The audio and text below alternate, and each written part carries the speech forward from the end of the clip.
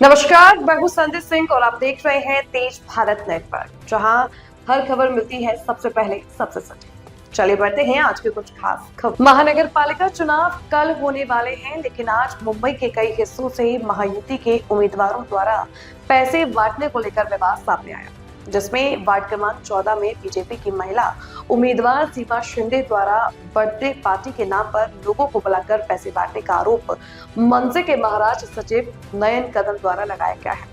नयन कदम ने बताया कि कल रात करीब 11 बजे के आसपास जब हम लोगों पैसे बांटने की खबर सुनी तो उस हॉल में गए जहां पैसे बांटे जा रहे थे। नयन कदम ने बताया, जब हम लोग वहां गए तो वहां हॉल के अंदर से महिलाएं और पुरुष निकल रहे थे, लेकिन वहां कोई बर्थडे बॉय नहीं और ना ही कोई पार्टी थी। अंधेरे में सब कुछ चल रहा था, जिसकी शिकायत कस्तूरबा पुलिस और चुनाव आयोग से की गई। इस पर भाजपा की उम्मीदवार सीमा शिंदे ने भी अपनी प्रतिक्रिया देते हुए बताया कि यह सब झूठा आरोप मनसे नेता लगा रहे हैं। हम अपने परिवार के साथ वहां खाने खाने गए थे, हमने कोई पार्टी नहीं रखी थी, न ही पैसे बांटे। हालांकि मनसे नेता ने बताया कि हम पैसे नहीं मिले क्योंकि पुलिस ने उस वक्त हमें अंदर नहीं जाने और बाद में वहां की लाइट बंद करके पीछे के दरवाजे से सब बाहर निकल गए। वहीं अब आज सांसद संजय राउत ने बुधवार को आरोप लगाया है कि महाराष्ट्र चुनाव राज्य चुनाव आयोग ने बीजेपी, शिवसेना और एनसीपी सहित महायुति पार्टियों को घर घर जाकर प्रचार के दौरान पैसे बांटने का खुला लाइसेंस दे दिया है। मुंबई में एक प्रेस कॉन्फ्रेंस को संबोधित करते हुए राउत ने दावा किया कि चुनाव आयोग ने आचार संहिता लागू होने और मंगलवार को आधिकारिक तौर पर प्रचार बंद होने के बावजूद घर घर जाकर प्रचार करने की इजाजत दी। कल प्रचार खत्म हो गया। नियमों, कानूनों और आचार संहिता के अनुसार कल आधिकारिक तौर पर प्रचार बंद हो गया था। हालांकि अचानक महाराष्ट्र चुनाव आयोग ने कहा कि प्रचार खत्म होने के बाद भी आप घर घर जाकर प्रचार कर सकते हैं। ये किस तरह का नियम है? यह सीधे तौर पर भारतीय जनता पार्टी एकनाथ शिंदे और अजीत पवार को घर घर जाकर प्रचार के दौरान खुलेआम पैसे बांटने की इजाजत और लाइसेंस देता है। वहां पर कुछ मिला नहीं। आपके प्रेस में भी उन्होंने कहा पैसा हमको मिला नहीं और इसके लिए खिसिया नहीं बिल्ली खंबा नोचे। उनको जो करना है कल शाम तक वो कर ले, या अभी तो प्रचार खत्म हो गया है। कल रात को उनके लोग मनसे का बिल्ला लगा कर आए थे कि मुंबई के अंदर 144 सेक्शन लागू है, हम जमाव बंदी के खिलाफ पुलिस का आदेश है। तब भी 50 से 60 लोग कहाँ से आए, उसमें से कितने लोग क्रिमिनल बैकग्राउंड के थे। मैं पुलिस से मांग करता हूँ उन सब की जांच होनी चाहिए। और एक महिला, वो भी भाजपा शिवसेना महायुति की उम्मीदवार, एडवोकेट, दलित पृष्ठभूमि की, एक सामान्य कार्यकर्ता, उसको मैं वीडियो दिखा सकता हूँ, लेकिन ये मेरी संस्कृति नहीं। लिटरली माँ बहन के ऊपर उसको गाली दी गई है। ये एक महिला का अपमान है। ये अपमान बोरीवली का मतदाता सहन करने वाला नहीं। उनकी तरफ से सुशील सिंह जी भारतीय जनता पार्टी के कार्यकर्ता हैं, हमारे साथ काम करते हैं और जमीन खिसकती दिख पर वो लोग घबराए हुए हैं। अगर जीतने वाले होते तो इस प्रकार की स्टंट करते नहीं, और इसके लिए ये स्टंट ही उनका चुनाव के पहले का अंतिम स्टंट है। आप पृष्ठभूमि देख लीजिए, हर चुनाव में वो लोग इस प्रकार की स्टंटबाजी करने के लिए जाने जाते हैं।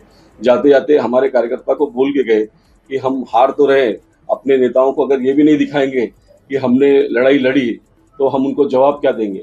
और इसके लिए अपने नेताओं को खुश करने के लिए कल की स्टंटबाजी की थी।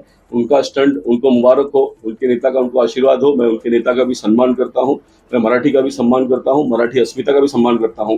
लेकिन किसी महिला को, क्यों सिर्फ मराठी क्यों, किसी भी महिला को इस प्रकार का गाली देना और रात को उस पर इस प्रकार से हमला करना, ये गलत है। मैं इसका निषेध करता हूँ। सीमा किरण शिंदे महायुति के अधिकृत उम्मीदवार वार्ड नंबर 14 से, वो जो आरोप लगा रहे हैं वो बिल्कुल बेबुनियाद है। उन्होंने फेसबुक लाइव भी किया है, इलेक्शन कमीशन साथ में थे, पुलिस वाले साथ में थे। उन्होंने पूरा हॉल, पूरा वहां पे पूरा चेक किया है। अगर उनको कहीं भी लगता है कहीं पैसा बांट रहे तो वो प्रूफ दिखाए, मैं राजनीति छोड़ने के लिए तैयार हूँ। इस तरह का देखिए, मैं एक बहुत ही सर्वसामान्य घर से आई हूँ। सर को पता है, सर ने एक ग्राउंड लेवल पे काम करने वाले कार्यकर्ता को टिकट दिया है, तो मेरे घर पे भी आप जा सकते हैं। मेरा घर का हालत देखिए, मैं एक सर्वसामान्य घर से आती हूँ, मराठी मुलगी हूँ और मेरे पास इतना पैसा नहीं है कि मैं पैसा बांट सकूं। लेकिन हमारे पास इसके पुराव में रिकॉर्डिंग है, वो समय आने पर लोगों के सामने करूंगा। इस पर आप अपना प्रतिक्रिया दे दीजिए। देखिए, अगर वो बोल रहे हैं तो उनको प्रूफ देने दो। हम लोग भी वही बोल रहे हैं कि उन्होंने हम लोगों ने उनको वेलकम किया, खाना खाने आ जाओ आप भी। उन्होंने इलेक्शन कमीशन को भी साथ में लिया था, पूरा एक एक कोना उन्होंने शूटिंग किया है। अगर कुछ मिलता है तो दिखा दो मीडिया को। संजय जी, आप क्या कहना है? वो पैसे बाहर उनको देखा गया था। कल रात को करण मेनन नाम के एक व्यक्ति ने भारतीय जनता पार्टी शिवसेना आरपीआई महायुति की उम्मीदवार एडवोकेट सीमा किरण शिंदे के ऊपर हमला करने का प्रयास किया। वो अपने 4-5 सहकारियों के साथ भोजन कर रही थी, साधारण भोजन कर रही थी। ये लोग 50-60 के झुंड में आए, पुलिस को लेकर आए, इलेक्शन कमीशन के कैमरा के साथ आए और इन्होंने आरोप लगाया कि पैसा बट रहा है। हमारे लोग वहीं पे बैठे थे। हमने कहा पूरा शूटिंग कर लीजिए, पूरी तलाशी कर लीजिए, अगर पैसा मिलेगा तो कार्रवाई करिए। इन्होंने भोजन पर आने के लिए भी आमंत्रित किया। इन्होंने टोप से लेके हर चीज देखा, कहीं कोई पैसा मिला नहीं। ये स्वीकारोक्ति उन्होंने भी की है कि हमें कोई पैसा मिला नहीं। ये एक स्टंटबाजी थी, क्योंकि अब लग रहा है कि वो हारने वाले हैं। तो ये हताशा थी अपने नेताओं को दिखाने के लिए कि हम लड़ रहे हैं, हम कुछ कर रहे हैं। मेरा प्रश्न है, मराठी अस्मिता की बात करने वाली पार्टी करण मेनन को लेके एक मराठी कन्या एडवोकेट सीमा किरण शिंदे के ऊपर हल्ला करती है, उसको माँ बहनों की गाली देती है। क्या यही हमारी मराठी संस्कृति है? क्या छत्रपति शिवाजी महाराज ने हमें यही सिखाया? और इसलिए मैं इस घटना का निषेध करता हूँ। मैं हमारे मनसे के उम्मीदवार जो हैं उनके पतिदेव को ये बोलना चाहता हूँ कि यही मेनन मेरे पास आए थे विधानसभा चुनाव के समय कि मैं एक्चुअली टिकट मनसे का मुझे मिलना चाहिए था, लेकिन कुणाल को मिल गया है। मैं आपकी मदद करना चाहता हूँ। मैंने तब भी उनको कहा था आप अपना दोस्ती मत छोड़िए, आप अपने पार्टी में रहिए। मैंने उनको अपनी पार्टी में नहीं लिया। मैं किसी को भी इस तरीके से अपने पार्टी में नहीं लेता।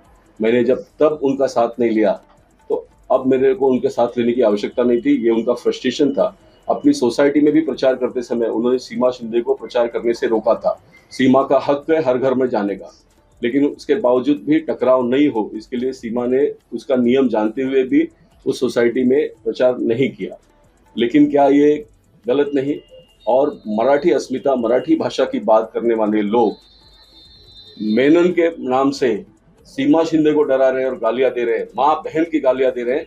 मैं इस घटना की निंदा करता हूँ। लेकिन सीमा ये झांसी की रानी है, ये वहीं बैठी थी, अपने कार्यकर्ताओं के साथ बैठी थी। 4 कार्यकर्ता पार्टी के थे। हम आपस में पैसा खेलेंगे क्या? और पैसा मिला क्यों नहीं?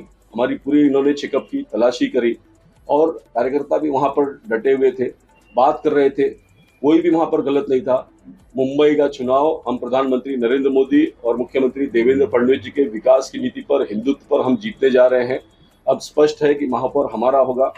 हमने कहा है कि महापौर हिंदू होगा और मराठी भाषी होगा। जब ये जमीन खसकती दिख रही है तो इस प्रकार का स्टंट करके डराने का प्रयास कर रहे हैं। लेकिन मुंबई में डर कर कोई मतदान करता नहीं। लेकिन मैं मुंबई के और बोरीवली के मतदाताओं को कहना चाहता हूं कि क्या इस प्रकार की गुंडागर्दी हमें बोरीवली में स्वीकार है? जो आज जीते भी नहीं है, जीतने का सपना भी नहीं देख पा रहे हैं, वो लोग कुछ नहीं होने के बाद इस प्रकार की माँ बहन की गाली एक महिला को दे रहे हैं। क्या ऐसे में बोरीवली की महिलाएं सुरक्षित रहेगी? ये मेरा बोरीवलीकरों को प्रश्न है। और इसलिए कल मतदान करते समय बेखौफ होकर मतदान करिए। मुंबई और बोरीवली सुरक्षित हो इसलिए मतदान करिए और इस प्रकार की गुंड प्रवृत्ति की मानसिकता का खात्मा हो इसके लिए मतदान करिए। करार आई कि 14 नंबर की कैंडिडेट है सीमा शिंदे, जो खुद एडवोकेट है। उनके पति पीपी है, पब्लिक प्रोसिक्यूटर।